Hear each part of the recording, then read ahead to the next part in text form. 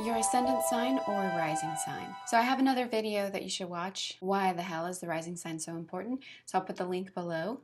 I have a unique take on the rising sign. Some people might think I don't like rising signs. They are the mask you wear. They are the defense mechanism you have to the world.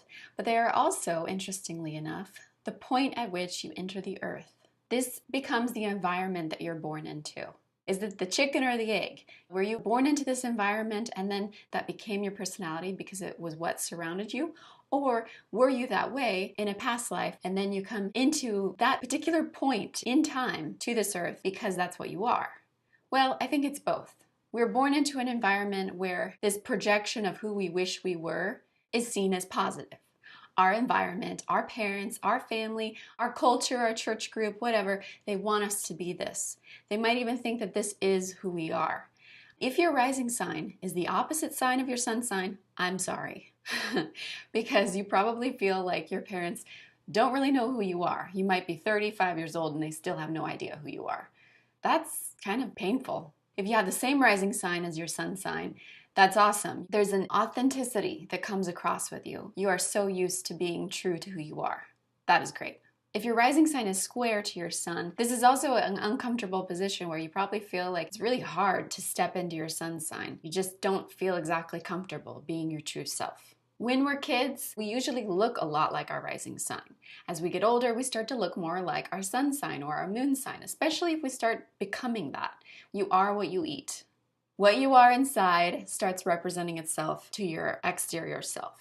It's important to know what your rising sign is because you might be carrying a bunch of weight from the past that we can then release in this video. Be able to embrace more of who you truly are.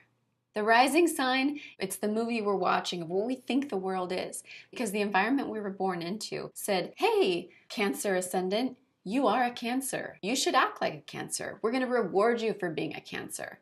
And the whole world we put around you is also going to see you as a Cancer. So in a way, our rising sign is less about who we really are, and it's more about what we see and project the world as. We act a certain way because this is our strongest foot forward in the world around us. Your ascendant is how you go about getting things. When you're little especially, let's say you're a Cancer ascendant.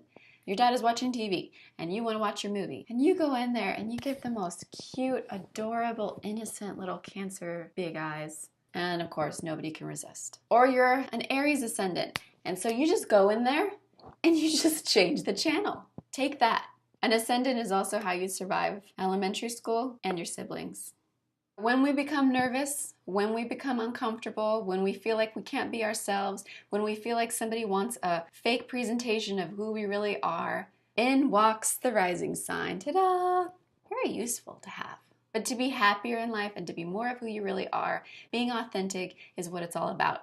So become more like your sun sign, become more like your north node, become more like your moon sign.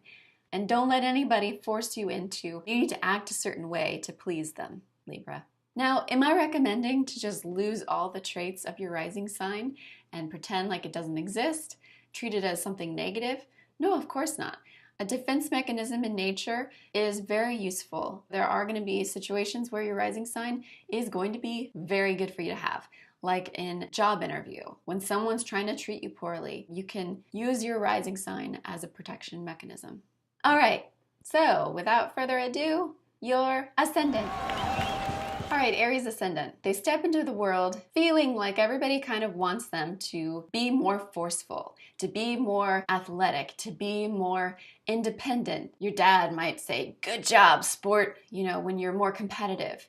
They'll put you into baseball teams and soccer teams, and even if you're a girl, your dad probably feels like, you're just one of the guys. You come off very masculine. That's what everybody in your family expects. And in a negative light, you might feel like you had to fight to just make it through, to get that last slice of pizza, or to get attention. You had to just fight for that attention. Nothing in life came without a fight. When you were more argumentative, you got noticed. When you were more competitive, you got noticed. Also, in a negative sense, this could mean that you're born into a family that fought a lot. You had to toughen up, and you had to not be such a sissy. In a positive way, this can mean that through life, you are a go-getter. You're someone that really just sees what you want, and before even thinking about, do I want this? Should I go for this? You're already on the move. Often an Aries ascendant had a lot of support from their parents, and their parents really cheered them on. So there's less of a holding back feeling and more of just a full throttle. Aries ascendants also tell the truth usually. Tell it like it is. They tell it how they see it. If they want to compliment you, they come right out with a compliment. They just don't overthink everything. They just follow through. Also, their attachments are very strong. Instantly, they're going to either love you or hate you. There's not really much in the middle. So in that first meeting with an Aries ascendant, it doesn't even matter if you're trying to make a good impression or whatever, because they just are usually more instinctual. They're just gonna sniff, nope, don't like you, that's it. They also prefer something that's kind of more physical as an icebreaker, and they're often more gonna be physical with their hands and just more direct. Their approach is straightforward and just gonna go for it.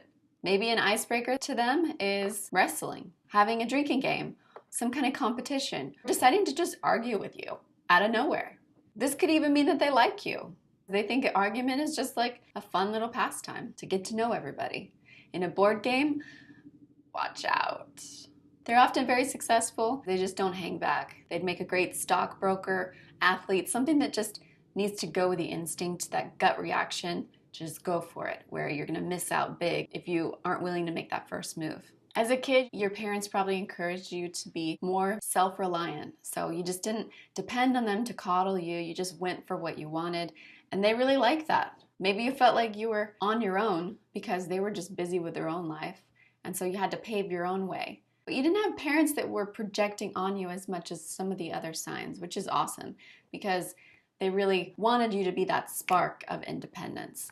Maybe they were trying to have you be too forceful than what you really are. Like if you're Aries ascendant and a Libra sun, maybe you felt like your parents really pushed you to be more aggressive than you really wanted to be, or more independent when you wanted everything to be a team activity. But in general, I think usually an Aries ascendant is a great thing to have.